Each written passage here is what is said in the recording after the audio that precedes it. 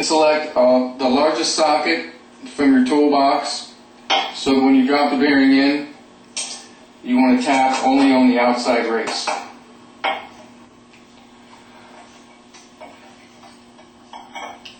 Hold the Bendix in one hand and put the fork installed as shown.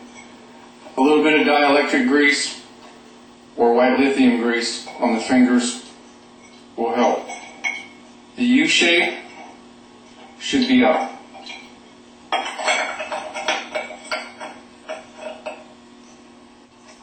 Also at this time, you can put the plastic plunger assembly on.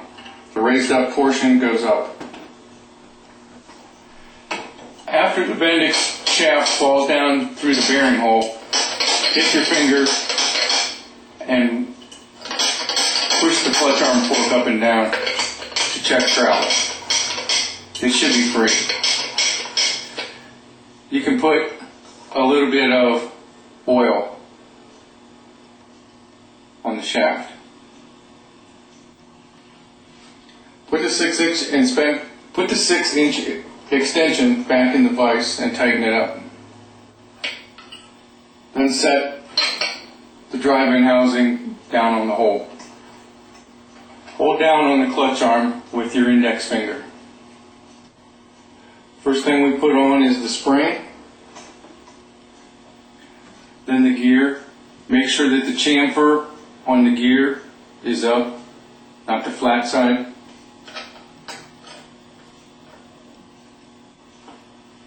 Then while holding the gear down against the spring, set the retainer cup on with the cup up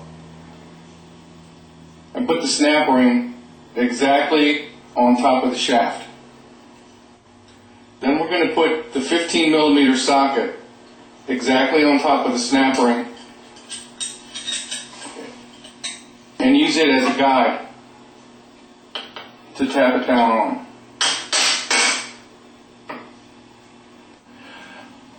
Alright, for this part here, you're just going to have to either grow 2 more pairs of hands or get somebody to help you, because it's a 2-man job getting this snap ring to pop back into the retainer clip. One guy has to pry up on it with 2 sets of screwdrivers, and this is mounted in the vise just like we're showing, and it's a 2-step process. Then the other person can work the snap ring by tapping it down in a circular motion. Start on one side and tap it down in with a screwdriver, this size right here, and start on the gap, right where there's a gap, and get one side of it down in, and then work it down in. And as this guy's prying up, it pops down in.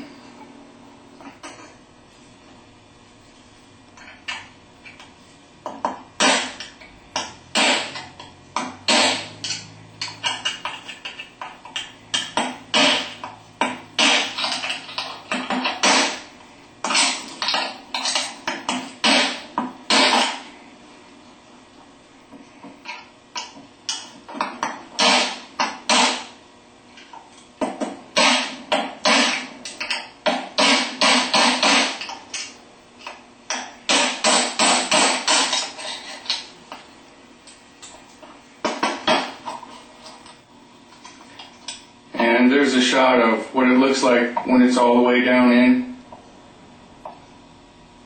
You can see it's clear down in. And we recommend a light coating of a 2-part epoxy, such as DevCon. It's purchasable at Granger. Just set it face up and let it dry. Takes about 10 minutes. Some sort of fast drying epoxy. JB Weld will work. You just want a light coating going down in this area right here. You don't want to hinder the Bendix to be able to continue to index. You just want a light coating of it on the very outside of that diameter.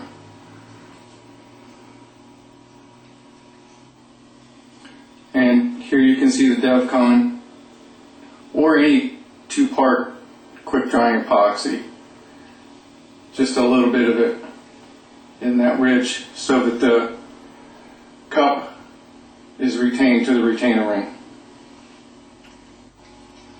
Okay, put the 2 springs in.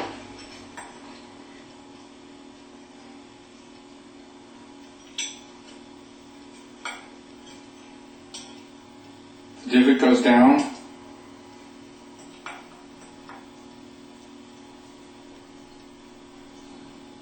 And then the rubber grommet.